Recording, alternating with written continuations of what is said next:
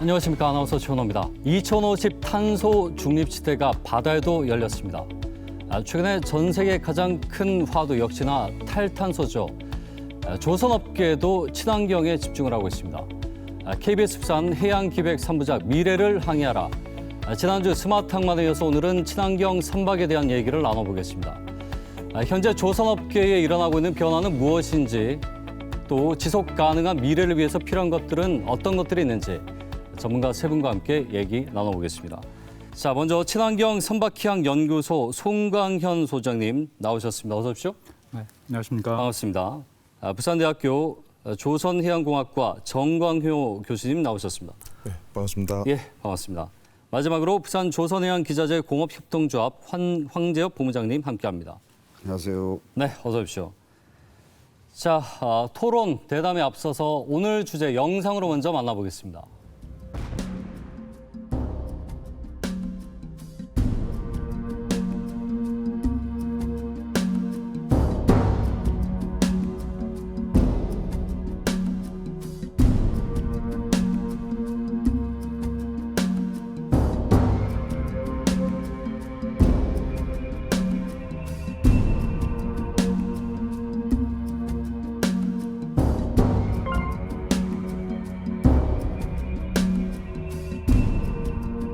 지금 이제 IMO가 개발하고 집행하는 국제 협약은 범지구적으로 강제적으로 시행되는 규정이기 때문에 전 세계 해운에 미치는 영향이 상당히 크다고 하겠습니다.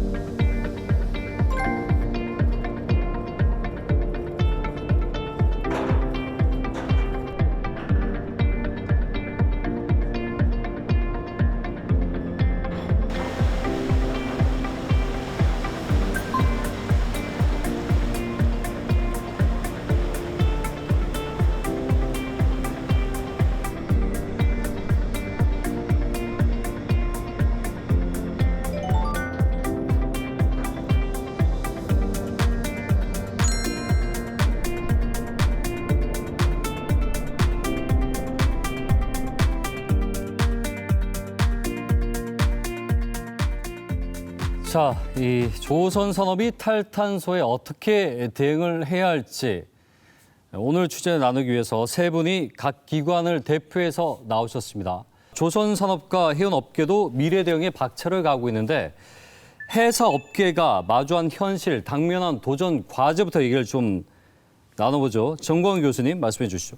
네, 요즘 지구가 점점 따뜻해진다. 는 현상을 글로벌 워밍이라고 이야기하고 있습니다. 예. 근데 최근 들어서는 지구가 끓고 있다고 표현합니다. 글로벌 워밍에서 글로벌 보일링이라고 합니다. 너무 이제 높아진 거죠. 그렇죠. 네. 예. 그래서 평균 온도의 상승이 우리가 조절을 할 수 없는, 또는 지구의 환경 변화에 더 이상 우리가 지금 줄이지 않으면은 아주 심각해지는 현상을 이야기하고 있는데, 그래서 예. 이제는 이게 하나의 국가가 아니라 전 세계의 국가, 그리고 전 산업에서 지금 일어나는 현상에 대해서 아주 어떻게 해서 온실가스를 감축하느냐, 네. 즉 지구의 온도 상승을 줄이느냐에 대해서 집중하고 있습니다. 그래서 이제 IMO라는 것은 국제해양환경기구인데 예. 이 IMO에서 해양에 대한 환경 규제를 하면 그걸 따를 수밖에 없습니다. 거기서 이제 2050년도에 탄소 중립을 선언했습니다. 네. 그 말은 무슨 말인가 하면은 탄소 중립의 의미는 에너지 생산부터 소비까지 탄소의 배출을 제로로 하겠다. 예. 그러니까 아주 심각한 겁니다, 사실은. 근데 기술적으로도 가능할지 불가능할지 모르는 일이지만은 이번 올해 7월 IMO MEPC 회의에서 전 세계 국가가 만장일치로 동의를 했습니다. 예. 그만큼 지구 온난화에서 아주 이제 탄소 중립, 즉 이산화탄소 배출, 온실가스의 배출에 대해서는 아주 민감한 이야기입니다. 그러다 보니까 이게 그러면 화석연료로 사용하고서는 절대로 탄소 중립을 이룩할 수가 없습니다. 그렇죠. 그래서 이제 다른 에너지를 찾아야 되는데, 그런 에너지들 중에 하나가 가장 대표적인 게 수소, 암모니아, 그리고 바이오퓨얼, 그리고 이퓨얼 등이 있습니다. 예. 그런 에너지에 대해서는 앞으로 어떻게 생산하고 어떻게 보급할 거냐, 그런 문제가 에너지 산업뿐만 아니라 우리 조선해양 산업까지도 예. 이제 밀접하게 갈 수밖에 없다는 겁니다. 어쨌든 확실한 것은 지금까지 화석연료를 사용하듯이 사용해서는 절대로 2050 50년도에 예. 탄소 중립을 달성할 수 없기 때문에 새로운 대체 에너지를 찾아야 된다는 겁니다. 네. 그런 부분에서는 그 조선해양산업뿐만 아니라 모든 산업과 모든 국가가 함께 노력해야 된다는 예. 의미로 볼 수 있겠습니다. 그렇군요. 네. 말씀하신 대로 탈탄소 압력이 점점 더 높아지고 있습니다. 자, 최근에 그 환경 규제에 대해서 어떤 것들이 구체적으로 있는지 우리 송강희 소장님께 말씀 좀 들어볼까요? 네, 사실 너무나 많은 환경 규제가 쏟아지고 있기 때문에 아마 해운업계 또 조선업계 아마 굉장히 지금 혼란스러운 상황이실 것 같습니다. 네. 간단히 이 환경 규제에 대해서 말씀을 드리면 아까 정 교수님 말씀하신 것처럼 금년에 이 국제해사기구에서 역사적인 결정을 했습니다. 네. 2050년까지 완전히 선박이 배출하는 탄소를 넷 제로를 하겠다라는 계획인데요. 2050년이면 굉장히 먼 과거처럼, 먼 미래처럼 네. 보이시겠지만 선박의 수명을 25년으로 본다고 하면 25년에 적어도 발주되는 선박은 지금부터 준비가 되어 있어야 됩니다. 그렇게 말씀해 주시니까 바로 이해가 되네요. 네, 지금 시간이 그렇게 많지 않습니다. 그러네요. IMO 같은 경우에는 2017년부터 이제 그 선박이 배출하는 이산화탄소에 탄소세를 부과하기로 채택을 했는데 EU 같은 경우에 이미 내년부터 이 탄소세를 부과하는 예. 그 규정을 발효할 예정입니다. 네네. 훨씬 더 IMO보다 더 빠르고 그러네요. 강한 규제를 하고 있고요. 미국도 마치 서로 경쟁하듯이 이 EU보다 더 강한 네. US Clean Act라는 이런 그 새로운 그 환경 규제를 금년에 논의를 하고 시작을 했고요. 그렇군요. 근데 이런 정부의 규제보다 사실 선사로서 더욱더 그 가혹한 것은 이 화주의 규제입니다. 민간 규제입니다. 네. 뭐 아마존 또는 이케아, 애플 이런 회사들이 ESG 경영을 강화를 하면서 예. 본인들이 2040년까지 본인의 화물을 무탄소 선박에만 싣겠다. 그러니까 선사 입장에서는 자기를 이제 고용을 해야 되는 이 화주가 그 화석연료 쓰는 선박에는 화물을 실지 않겠다고 하기 때문에 사실 이런 정부 규제만큼이나 그 수요를 굉장히 따라갈 수밖에 없는 거잖아요.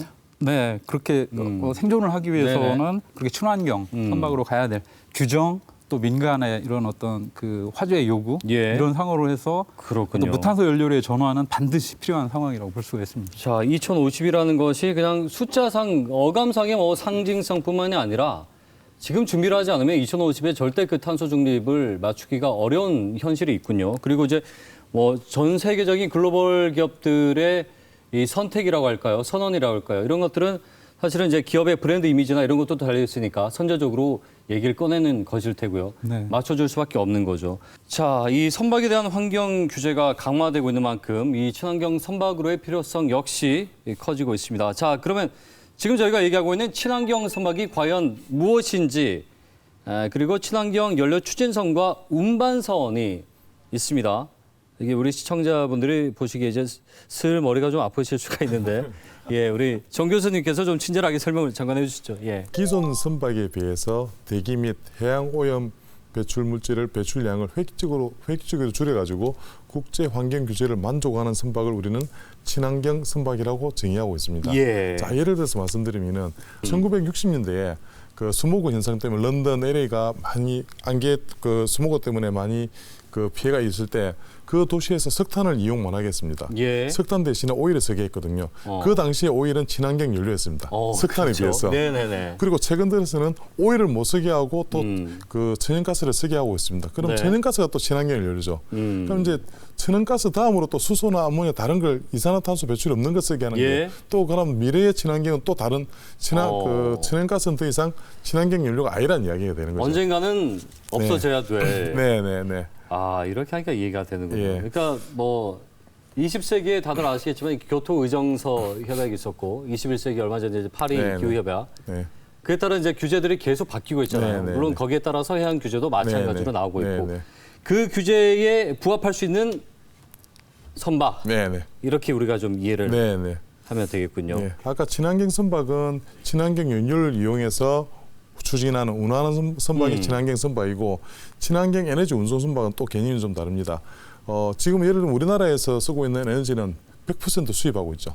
어떻게 수입하고 있습니까? 선박으로 수입하고 그렇습니다. 있습니다. 아까 조금 전에 말씀드린 것처럼 화석연료를 못 쓰니 그럼 수소나 암모니아, 이퓨얼 등을 만들어야 되는데 예. 그거마저도 사실 재료가 있어야지 만들 수가 있습니다. 수소를 만들려고 하면 천연가스가 있어야 돼요. 그렇죠. 그러면 천연가스를 생산한 나라에서 수소를 만들어서 우리나라 수소를 수출을 해야 되는데 예. 그 수소를 실어 나르는 선박이 친환경 에너지 운송 선박이 되겠습니다. 네네. 예. 그렇군요. 그래서 이게 앞으로 친환경 운송 선박은 전 세계 에너지의 물동량을 지금까지는 원유와 천연가스로 운송하는 게 선박이었는데 이제는 수소, 암모니아, 이퓨얼, 메탄올 등을 운송하는 선박으로 에너지 운송 선박이 변하게 된다는 거죠. 네. 그러면 네. 그 길을 운송하기 위한 선박은 100% 다시 다 건조되어야 됩니다. 연료의 변화에 따라서 이것이 이제 친환경의 개념 역시도 변화되고 있다는 부분을 우리가 좀 들어볼 수 있었고요. 최근에 이 친환경 선박의 발주 뭐 당연히 늘어나겠죠. 그리고 그 변화는 우리나라에도 감지가 되고 있습니다. 한편으로는 조선 산업이 이제 호재가 아닐까라는 생각이 드는데, 자, 이런 친환경 이슈 자체가 조선 산업에 장기적으로 어떤 영향을 미칠까? 자, 이 부분은 황재혁 본부장님 말씀 좀 들어볼까요? 네. 결론부터 말씀드리자면 장기적으로 볼 때 매우 긍정적입니다. 네. 세계 글로벌 선박 시장은 2016년 수주 절벽 이후에 2020년 중반까지 침체가 지속되다가 2021년 신조선 발주량이 크게 증가했습니다. 그래서 네. 계속 호조세를 유지하고 있는데요. 전 세계 선박 발주량 중에서 친환경 연료 추진 선박이 차지하는 비율은 2020년에 35%, 2021년에 39%, 예. 2022년에는 급증해서 67%까지 배 가까이 늘었네요. 예, 가파른 상승세를 보이고 있습니다. 더불어서 국내 조선 산업도 2021년부터 수주 실적이 반등했는데요. 상승세를 꾸준히 이어오다가 올해 상반기 수주 실적은 전 세계 발주량의 29%를 야. 차지했습니다. 발주량으로 보면 네. 중국 다음이고요. 그러네요. 특히 고부가 같이 그 친환경 선박의 경우에는 전 세계 발주량의 61%를 수주해서 압도적인 1위를 차지하고 있습니다.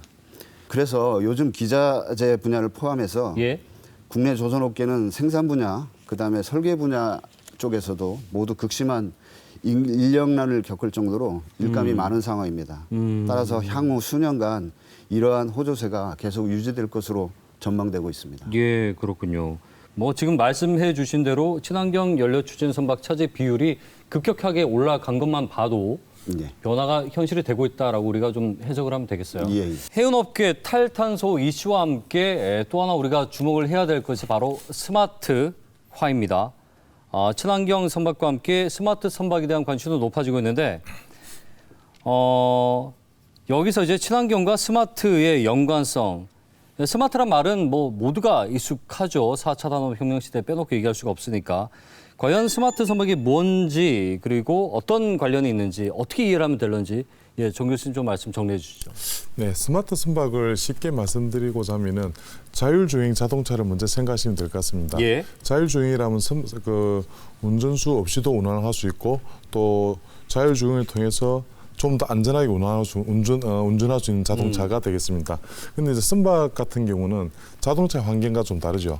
자동차는 일반적인 도로 체계가 있고 예. 또 신호 체계가 있습니다. 근데 선박은 이제 해양 환경이라는 것이 자동차와 같은 차선이 있는 것도 아니고 네. 또 신호 체계도 없습니다. 대신 또 뭐가 있는가 하면 파도가 있습니다.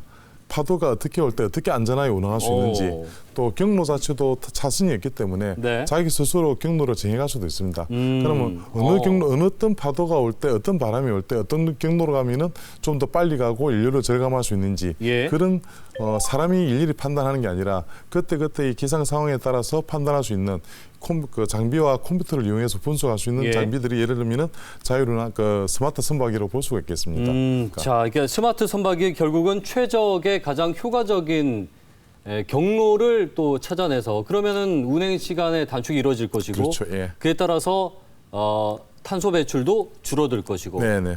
이게 좀 더 그 이상적으로 계속 가는 거죠. 이게 스마트화 된다는 것이. 실제로 작년에 우리나라 한 대형 조선소에서 자율운항 솔루션을 탑재된 대형 선박을 실제로 운항을 했습니다. 네네. 했을 때 그 태평양을 횡단했을 때 실제 연료 효율이 이전 대비 7% 높아졌고 온실가스 배출이 5% 아, 감소되었습니다. 실제로. 예. 그래서 우리가 친환경과 스마트 기술이 다른 게 아니라 네. 운항 과정에서 축적한 데이터를 기반으로 최적의 경로를 산출한다면은 그만큼 연료를 절감할 수 있고 또 탄소 배출 저감 효과를 갈 수 있기 때문에 예. 자율 운항 기술이 탄소 배출 저감에 영향을 좀 더 개선할 수 있다, 기여할 수 있다는 것을 보여준 실질적인 사례가 되겠습니다. 예. 네. 이상 기후와 기후 변화에 따라서 우리 인류가 어떻게 대처를 해야 되느냐. 네. 그러나 우리는 또 4차 산업혁명 시대를 맞아주지 않습니까? 네, 네, 그만큼 또 기술을 갖고 있어요. 네. 자, 송강희 소장님, 이 친환경 선박의 스마트 기술을 활용한다면 어디까지 우리가 좀 체감할 수 있을런지가 궁금한데 어떤 시너지 효과들이 있겠습니까? 그 해석계의 지금 가장 큰 화두가 2D라고 얘기하는데요. 예. 디카보나이제이션 그리고 디지털라이제이션입니다.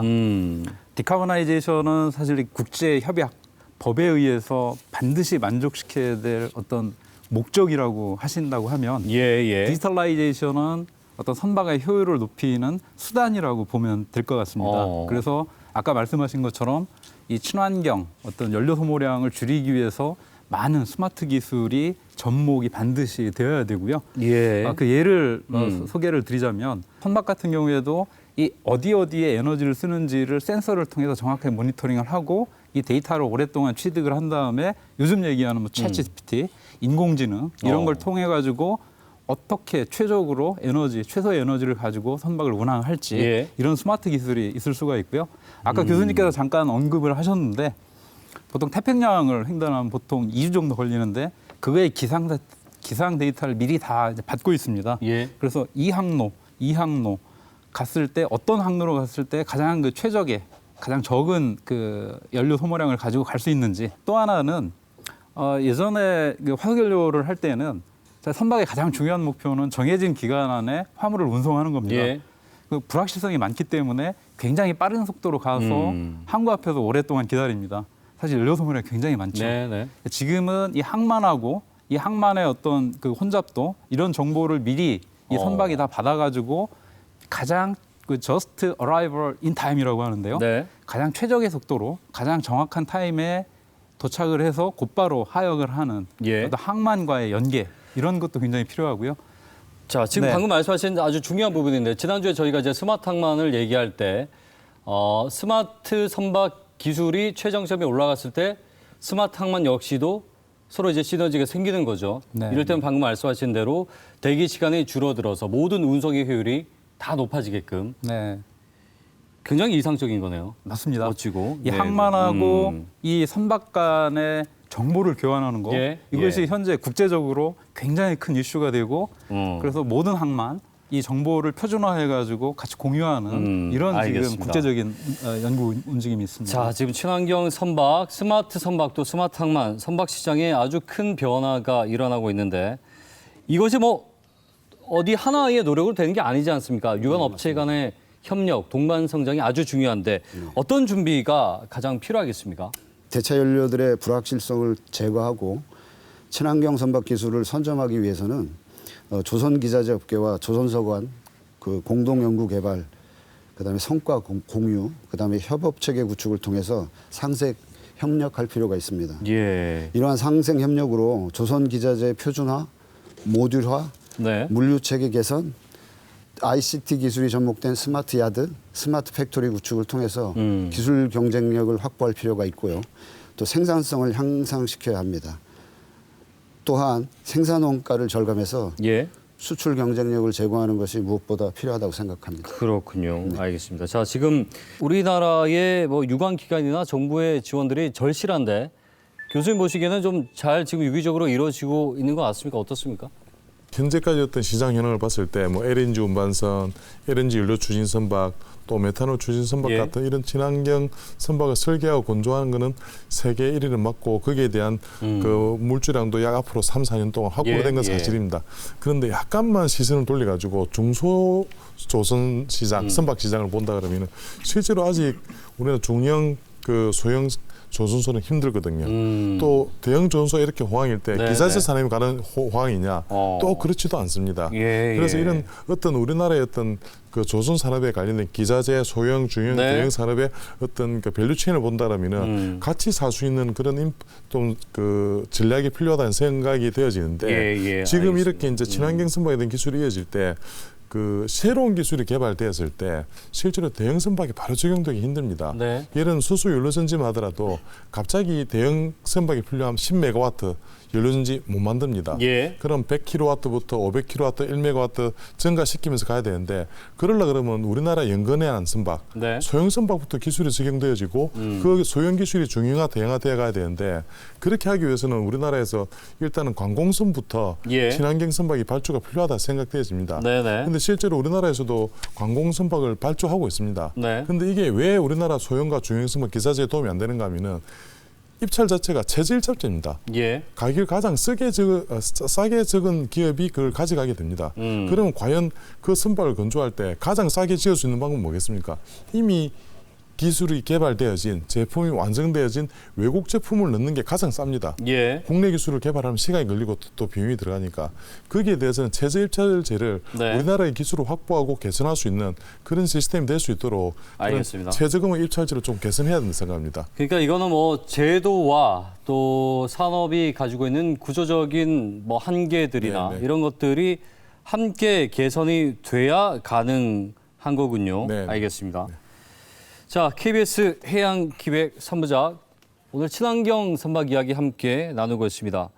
전 세계 추세와 흐름, 친환경 선박 변화로의 필요성까지 함께 얘기를 나눠봤습니다.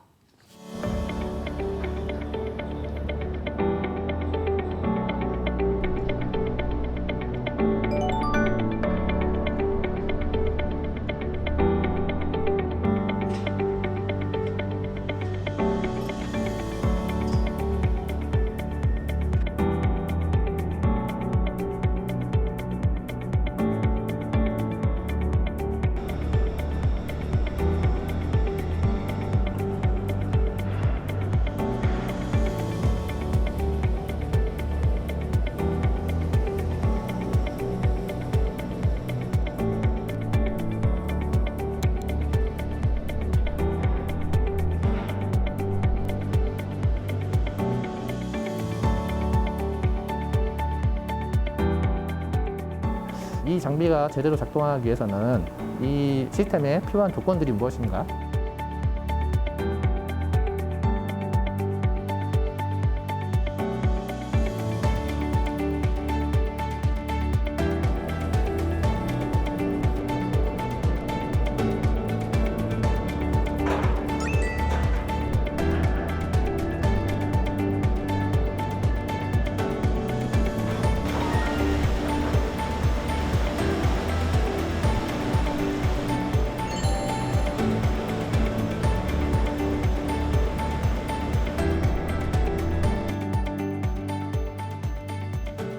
자, KBS 부산 해양기획 3부작 친환경 선박편 함께 얘기 나누고 있습니다. 친환경 이슈로 조선 산업이 호재를 맞았는데 근데 이 기회가 뭐 우리에게만 온 것이 아닙니다. 우리나라 외에도 모두가 이런 변화를 준비하고 있는데 자, 그렇다면 세계 조선 시장에서 우리가 해야 될 일, 지금 주도권을 잡기 위해서 무엇이 시급한지 얘기를 좀 나눠보겠습니다. 정광 교수님 조금 전에 그 대형 조선소들 중심으로 돌아가고 있고 그 호재가 결코 중소 업체, 그러니까 낙수요가 트리클 다운이 생기지 않는다는 말씀을 함께 해주셨는데 좀 더해가지고 어떤 문제들을 좀 우리가 주목을 해야 될까요? 그 조금 이렇게 시야를 좀 더 멀리서 보도록 하겠습니다. 그 지금까지 우리나라 조선 산업은 선박 건조 중심의 산업이었습니다. 전 세계에서 가장 선박을 설계 잘하고 가장 빨리 가장 튼튼한 선박을 짓는 산업이었는데 저는 이걸 조금 에너지 시장으로 바꿔야 된다고 생각합니다. 예. 어떤 아까 말씀드린 에너지를 가장 많이 소비하는 교통 체계이고 네. 또 가장 큰 에너지에 전 세계 에너지를 운반하는 그런 데서 이제는 뭔가 에너지 생산까지 포함될 수밖에 없습니다. 예. 그러면 우리 조선해양 산업이 어떤 그 건조 중심에서 에너지 시장으로 변환해 갈 수 있는 그런 시장으로 보여집니다. 인력도 이제는 그 단일 전공이 아니라 실제로 융합된 기술을 가질 수 있는 또 융합된 기술을 앞으로 발전해 갈 수 있는 그런 인력 양성 시스템이 중요하다 생각합니다. 그렇군요. 이것은 단순히 이제 제조 강국에서 뭔가 하나를 잘 만들 때 집중하는 그 기술로만 안 된다는 거죠. 네, 새로운 시선과 네, 시각을 갖고 접근을 했을 때 네, 새로운 뭐 관련된 기술부터 규제라든지 네. 또 여러 가지 지원들이 이루어질 수가 있다는 네, 말씀이신데. 네. 자, 송강현 소장님, 지금 가장 시급한 문제 어떤 걸로 우리가 좀 인지를 해야 되겠습니까? 중국 조선은 국가 주도로 이 조선 부분을 계속해서 그 지원을 하고 있습니다. 예. 그럼 우리 조선소는 그 이 기회를 어떻게 활용할 것인가? 전 대략 한 3가지 정도를 전 그 주목을 네네. 하고 싶은데요. 첫 번째는 아까 우리 본부장님 말씀하신 것처럼 여전히 기술 개발입니다. LNG 한국 그 조선이 거의 압도적인 기술력을 가지고 있는 분야입니다. 많은 LNG 선을 건조하고 예. 그렇지만 이 LNG의 그 화물창, 이 마이너스 163도를 저장하는 이 화물창 기술의 라이센스는 여전히 해외 업체가 가지고 있고요. 네네. 그 해외 업체의 거의 그 라이센스 비용으로만 그 30년 동안 그 4조 이상의 그 라이센스 피를 저희가 예. 주고 있고요. 또 이 선박의 핵심인 그 엔진에 대한 것도 국산화하고 생산을 하고 있지만 여전히 라이센스는 그 해외 업체가 가지고 있습니다. 이런 어떤 코어 기술에 대한 네. 기술 개발, 이 친환경 부분에 있어서 방금 말씀하신 암모니아, 수소 이런 것에 있어서의 코어 기술을 우리가 놓친다고 하면 저는 국내 조선업의 미래가 없다라고 생각합니다. 결국 우리만 갖고 있는 독자적인 기술을 얘기하는 거죠. 네, 맞습니다. 알겠습니다. 두 번째 부분은 지금 조선소가 인력난에 생산 인력난에 굉장히 지금 시달리고 있습니다. 예. 그리고 또 하나는 이제 중국과 경쟁을 할 때 더 이상 저임금으로 경쟁을 할 수가 없습니다. 네. 그래서 지금 국내 조선소 같은 경우에도 사활을 걸고 어떤 자동화라든지 이런 걸 통해 가지고 생산성을 높이는 네, 어떤 스마트 네. 야드를 구축하기 위해서 노력을 하고 있고요. 그래서 이런 인력 부족 문제 또 생산의 자동화에 의한 생산성 향상 네. 굉장히 중요하고요. 마지막은 마지막으로, 예. 아까 그 우리 교수님 말씀하신 것처럼 생태계입니다. 사실 국내 이 대형 조선소가 사실 그 모든 것을 다 하는 것이 아니라 여기에는 관련 기자재 업체도 있고 뭐 블록 건조한 업체도 있고 또 중소 조선소도 있습니다. 예. 이 모든 것이 생태계가 잘 이루어져야 우리 국내 조선소도 더 생산성을 높이는 일을 장비를 국산을 한다든지 그렇군요. 네. 마지막에 말씀하신 이제 생태계 구성 부분은 조금 전에 이제 교수님께서 말씀하신 부분과 일맥상통한 부분이 네. 좀 있네요. 네, 맞습니다. 그러니까 쏠림 현상이 없어야 되는 것이고 또 네. 이게 조선 산업이란 것은 전방위 산업 아니겠습니까? 네. 제한 없이 모든 산업에 영향을 미치니까 맞습니다. 이런 것들이 네. 건전하면서 건강하고 균형감 있게 네. 지켜야 된다. 아주 중요한 말씀이시네요. 자, 황지엽 본부장님 말씀도 들어보죠. 예. 예, 저는 조선업은 이미 오래전에 쇠퇴했지만 우수한 기술력과 높은 선주 신뢰도를 바탕으로 예. 조선 기자재 시장에서 높은 점유율을 유지하고 있는 유럽 기자재 기업들의 사례를 교훈으로 삼아야 될 것입니다. 네네. 조선사만 세계 1, 2, 3위가 아니고 정부와 지자체 등 유관기관들의 집중 지원을 통해서 세계 선박 시장을 선도하는 기자재 기업들도 1, 2, 3위가 나와야 할 것이다.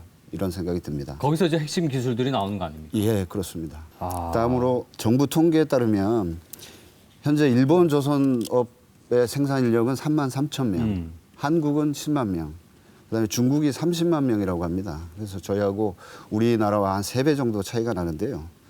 그다음에 기자재 가격은 한국에 비해서 한 15%에서 20% 정도 싸다고 합니다. 예. 그래서 이런 이제는 그 조선 산업을 경쟁함에 있어서 네. 물량만으로 할 것이 아니고 중국의 추격을 뿌리치기 힘든 상황이죠. 물량만 예, 가지고. 예. 그래서 한국 조선 기자재 기업들과 조선사들이 부단한 기술 경쟁력 제고를 통해서 품질을 향상하고 생산 원가 절감을 통해서 가격 경쟁력을 확보할 필요가 있다. 이렇게 자, 말씀드리고 그 싶습니다. 중국 얘기가 나와서 말인데요. 이 중국은 거의 뭐 인해 전술 아닙니까? 네, 맞습니다. 그냥 물량으로 밀어붙이고 네, 맞습니다. 규모로 밀어붙이는데 네. 저희가 기술만으로 지금 중국의 그런 산업의 크기, 규모를 감당할 수 있습니까? 어떻습니까? 이제는 물량으로는 안 돼. 생산 인프라가 훨씬 더 크고요. 그렇죠. 그다음에 아까 송강현 소장님이 얘기하신 것처럼 그 중국은 국가적으로 지원을 하고 있습니다. 그래서 우리 조선소가 지난 10여 년 힘들었는데 그 힘들 때 중국은 자국 해운 선사의 선박들이나 그다음에 자국에서 LNG 그 운반선들을 자국 조선소에 발주해서 그쪽에서 그렇게 우리처럼 이렇게 힘겹지는 않았었거든요. 내수를 돌려서 이제 해결을 하는 거죠. 예, 그렇죠. 충분히 가능하고요. 그다음에 그 조선소를 24시간 가동한다고 하더라고요. 노동력이 되기 때문에 그런 건가요? 예, 그래서 3교대로 하는지 하고 뭐 그래요? 저희처럼 이렇게 주 52시간 그게 없으니까. 이런 규제도 없고 이런 상황이라서 그래서 가능하면 그 인도 시기를 앞당기면서 선주들에게 신뢰를 쌓으려고 지금 하고 있는 중입니다. 자, 황재우 본부장님 말씀 들으니까 얼마나 유기적인 협력, 긴밀한 협력이 중요한가, 그리고 또 정부, 지자체 지원이 중요한가를 느꼈습니다. 기술 개발의 필요성 우리가 지금 모두가 공감을 하고 있고요. 자, 송강현 소장님, 그러면은 정부와 지자체는 무슨 역할, 그 지원이 무엇이냐는 거예요. 뭘 해줘야 될까요, 지금? 네, 사실 환경 규제에 있어서 정부의 역할이 예. 정말 중요합니다.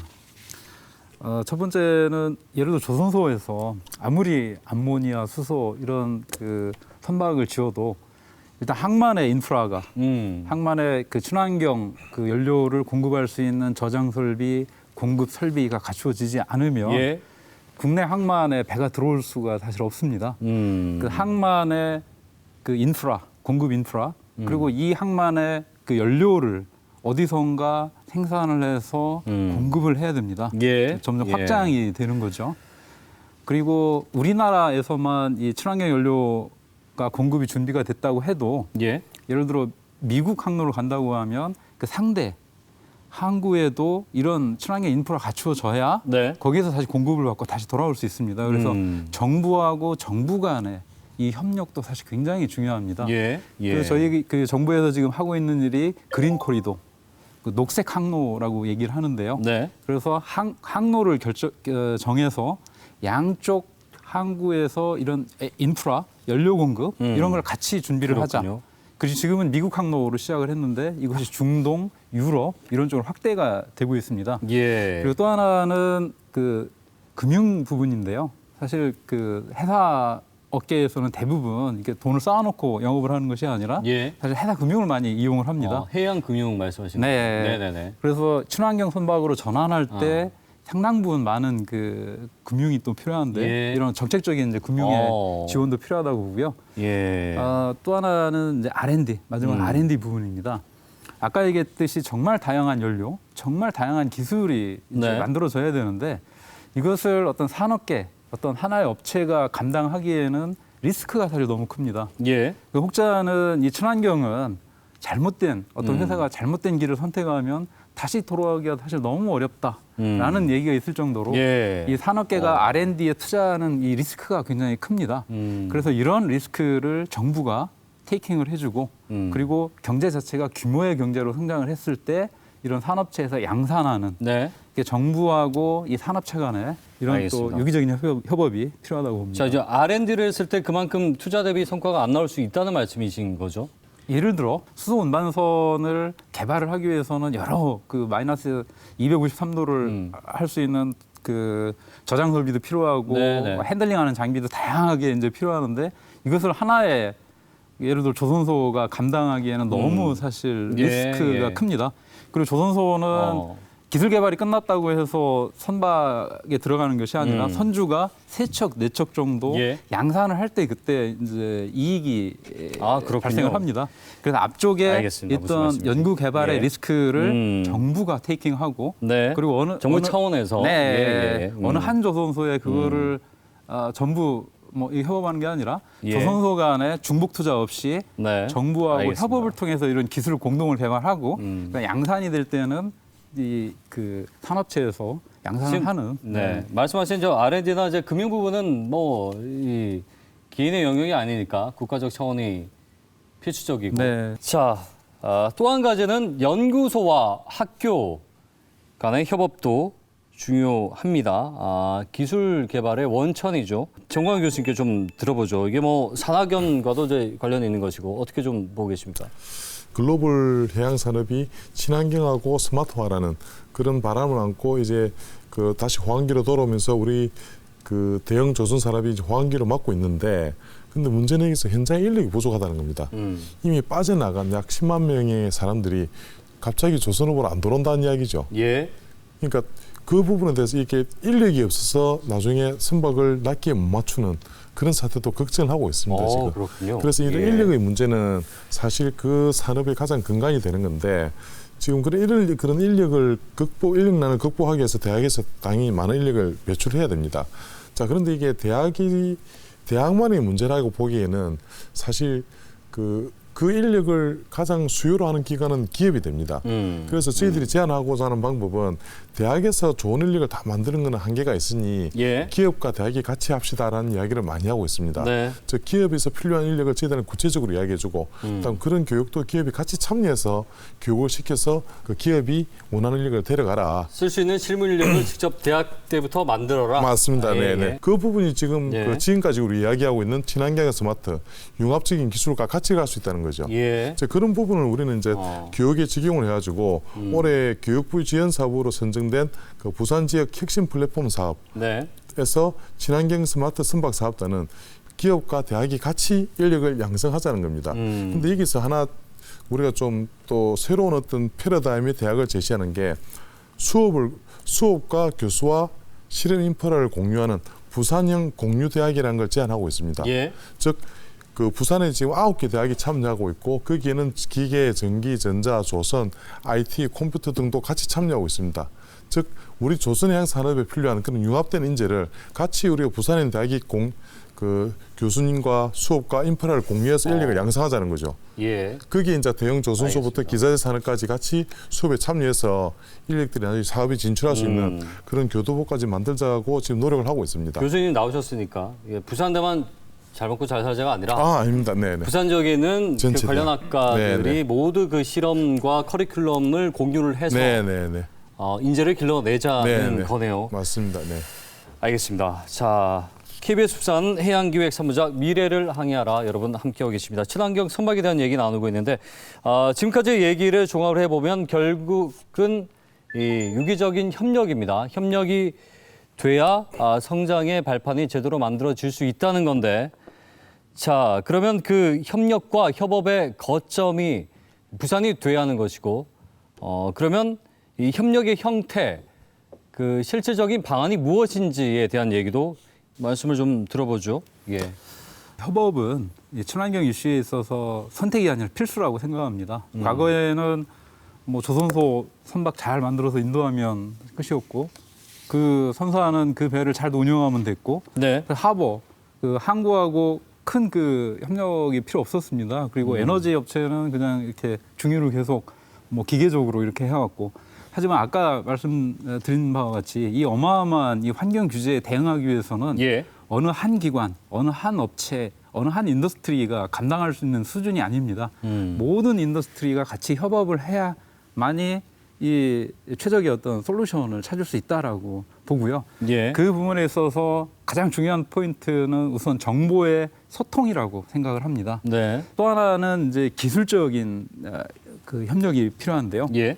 여기에 조선소, 선사, 엔지니어, IT 업체 이런 모든 업체들이 같이 참여를 하고 있습니다. 예. 정부 지원으로 이루어지고 있고요. 예. 또 하나는 그 현재 이런 대체 연료나 새로운 기술들이 지금 문제가 실용화하기 위해서 문제가 규정이 지금 마련이 안 되어 있습니다. 네. 이런 규정이나 이런 것이 다 만들어진 다음에 제품을 개발해서 시장에 나오면 사실 너무 늦습니다. 예. 그래서 지금 글로벌 규제 특구 어떤 규제나 어떤 규정에 구애받지 않고 예. 어떤 그 기술을 개발을 해서 실증을 해서 향후에 어떤 규제나 규정이 제정이 되면은 곧바로 어떤 그 상품화할 수 있는 예. 이런 이제 글로벌 규제 특구 이런 걸 통해 가지고 어떤 여러 스테이크 홀더들이 같이 기술적인 그 협력을 하는 이런 부분도 굉장히 중요하고요. 예, 부산시가 이 글로벌 규제 특구에 대해서는 굉장히 적극적으로 지금 추진을 하고 있습니다. 예, 알겠습니다.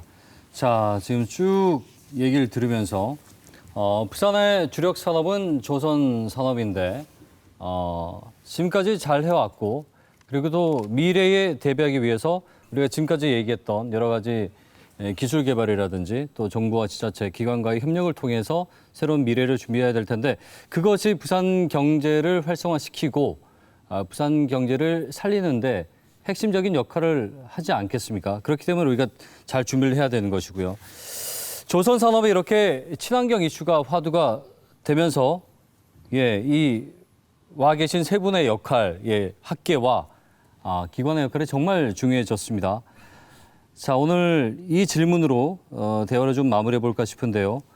앞으로의 산업의 발전을 위해서 당부하고 싶은 부분이 있다면 어떤 것들이 있는지 그리고 또 어떻게 해 나가실 계획인지 한 말씀 듣는 것으로 정리를 하겠습니다. 자, 먼저 정광효 교수님부터 말씀 들어보죠. 네. 네, 일단 우리나라에서의 조선 산업도 중요하지만 어떤 부산에서의 어떤 조선 산업의 발전 모델을 한번 제시를 해보도록 하겠습니다. 우리나라의 거의 모든 산업이 수도권으로 집중되고 있습니다. 예. 산업이 성공하기 위해서는 서울로 가야 되고 하고 있는데 이런 현상 속에 저는 최근에 부산이 어디로 가면 성공할 좋은 모델 하나 봤습니다. 예를 들면 우리나라 대형 조선소의 자회사가 한 5, 6년 전에 부산으로 자회사가 왔습니다. 예. 그 회사가 부산으로 올 때 200명 정도로 규모로 왔습니다. 근데 판교로 올라갈 때 1000명 규모로 올라왔습니다. 즉 5, 6년 만에 200명의 규모의 회사가 1000명이 돼서 서울로 올라갔습니다. 성장은 했는데 떠났군요. 떠났죠. 예. 근데 그 회사가 다시 가면서 또 부산에 자회사를 남겨놓고 갔습니다. 아, 그래요? 근데 그 회사가 또 1년 만에 100명에서 다시 200명이 됐어요. 예. 자, 그런 예가 하나 하고 또 부산에 또 다른 대형 조선소가 부산에 다시 또 R&D 센터 하나를 만들었어요. 인력을 채용하기 위해서. 근데 지금까지 자기 회사에서 다른 조선소로 떠나기만 하는 회사였는데 부산에 R&D 센터를 만드니까 그 회사에서 다시 또 이 회사로 오는 현상이 생기는 거예요. 네네. 여기에서 제가 드리고 싶은 말씀은 뭔가 하면 부산이 조선해양 산업을 하는 데 있어서 인재를 모으기에 가장 적합한 장소다. 즉 그 이유가 부산의 기자재 산업, 예. 해운 산업, 또 소형 조선소, 중형 조선소, 선박, 경륜, 항만 모든 해양에 관련된 인력이 부산에 다 있습니다. 네. 그리고 울산과 거제도의 중간에 있으면서 해양의 기술과 모든 게 관련된 허브 역할을 하고 있다는 거죠. 그 부분이 잘 알려지지 않고 있는 거예요. 네. 즉 부산은 조선해양산업의 인큐베이팅 역할과 그리고 앞으로 융합이 필요한 이런 부분에서 아주 좋은 모델이고 예. 특히 대학이 20여 개의 대학이 있고 그리고 부산의 장점, 기업의 가장 큰 문제 요즘 가윤사는 뭔가 하면 좋은 인력을 뽑았는데 네. 자꾸 다른 산업으로 떠난다는 거예요. 그러니까 서울은 뽑기도 쉽지만 떠나기도 좋은 구조예요. 네. 근데 부산은 한번 뽑으면은 아주 그 기업에 대한 그 근무 기간이 깁니다, 생각보다. 예. 그러면서 기업에서는 아주 우수한 인재를 뽑고 또 지속적으로 유지하기에 좋은 회사가 아닌가. 예. 예를 들면 KR 같은 경우를 보시면은 부산에 근무한 사람은 KR에 오래 근무하지 않습니까? 맞습니다. 그런 부분 근속 연수가 길군요. 예. 그러니까 그런 부분이 부산은 조선해양 산업하기에 정말 좋은 도시다. 그래서 우리가 전문 인력을 양성해서 기업들이 사람 때문에 부산에 와서 좋은 기술을 개발하고 사업을 할 수 있는 그런 부분을 우리는 가야 되는 게 아닌가 그런 생각이 듭니다. 지금 이 말씀을 들으니까 이제 뭐 부산의 인구 유출이라든지 이제 청년 여객 유출 이런 것들이 많이 생각이 나는데 네. 사실 이런 기업들을 더 많이 유치를 한다면 이런 문제들이 하나씩 해결되겠구나라는 생각이 드네요. 네. 그야말로 조선과 해운 마지막에 이제 금융까지 우리가 완성을 시킨다면 네네. 그야말로 이제 메카로스 자리를 잡는 거고요. 네네. 말씀 잘 들었습니다. 자, 송광현 소장님 말씀 들어보겠습니다. 친환경 그리고 스마트 이 두 가지 이슈는 저는 부산에 한 단계 성장할 수 있는 굉장히 큰 절호의 기회이자 모멘텀이 될 거라고 생각합니다. 제가 싱가포르를 한번 예를 들면 싱가포르는 그 해양 물류가 그 국가 경제에 미치는 영향이 압도적입니다. 그래서 국가적으로 그 친환경 인프라를 구축을 하고 스마트 항만으로 하기 위해서 굉장히 많은 투자를 하고 있고요. 한 예로 그 싱가포르 항만에 있는 거의 2만 척 가까이 항만에 운영하는 선박을 전부 지금 친환경 선박으로 대체를 하고 있고요. 많은 나라들과 아까 얘기했던 그린 코리도를 그 같이 그 구축을 하면서 그 물류의 어떤 중심에 계속 유지하기 위해서 노력을 하고 있습니다. 부산도 아까 교수님 말씀하신 것처럼 굉장히 좋은 입지 조건이 있고요. 저는 우리 부산이 친환경 스마트 항만으로 동부가 물류의 허브 거점이 되어야 된다고 생각합니다. 하지만 기회이자 이런 부분에 제대로 준비가 안 되면 그 허브가 일본이나 또 중국 쪽으로 예. 넘어갈 수 있습니다. 그래서 저는 우리 시민들 전체가 이 어떤 그 친환경 그리고 또 스마트 이런 부분에 대한 많은 그 관심을 가져주길 부탁을 드리고요. 예. 또 부산시도 아주 적극적으로 그 정책을 좀 잘 지금까지 피고 계시고 네. 또 부산시만의 문제가 아니라 정부 지원 그리고 그 울산이든 이 주변 그 도시와의 협업도 사실 네, 이제 네. 굉장히 중요합니다. 뭐 이런 협업을 통해 가지고 예. 그 우리 부산이 친환경 스마트 항만 또 그 조선 산업의 어떤 배후 도시로서 어떤 큰 모멘텀이 돼서 앞으로 계속 성장하기를 바람하지 않습니다. 예, 그 중요한 말씀 남겨주셨는데 이제 해운 항만 또 조선 이쪽이 우리 일반 시청자분들에게는 아주 가까이지만 먼 당신처럼 예 쉽지가 않은 개념들이 많다 보니까 그러나 그럼에도 우리 부산의 미래 먹거리 산업이라는 생각을 갖고 많은 관심을 가져주셔야겠습니다. 마지막으로 황지엽 본부장님 말씀 들어보겠습니다. 부산은 대형 조선사가 위치한 울산과 거제 사이에 있습니다. 그래서 전국에 약 63%인 500여 개의 조선 기자재 업체가 모여 있고요. 그다음에 컨테이너 물동량이 세계 7위이고요. 네. 도로, 철도, 항공이 있는 천혜의 조선 산업과 물류 산업의 허브 도시입니다. 또한 인재 양성을 위해서 부산대, 해양대, 부경대 등 우수한 대학들 보유하고 있습니다. 예. 뿐만 아니라 한국 선급, 조선해양기자재연구원, 중소조선연구원 등 조선 산업을 지원하고 연구하는 기관들이 밀집되어 있는 전 세계에서 유례를 찾아볼 수 없는 예. 또 부러워하는 그런 유일무이한 조선해양 산업 클러스터 도시이기도 네. 합니다.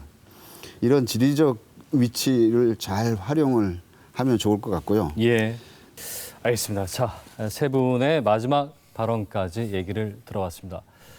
기후 위기 시대에 탄소 중립 실천 이제 필수가 됐습니다. 환경 규제가 갈수록 심해지고 또 조선업계가 가져야 할 의무도 커지고 있습니다.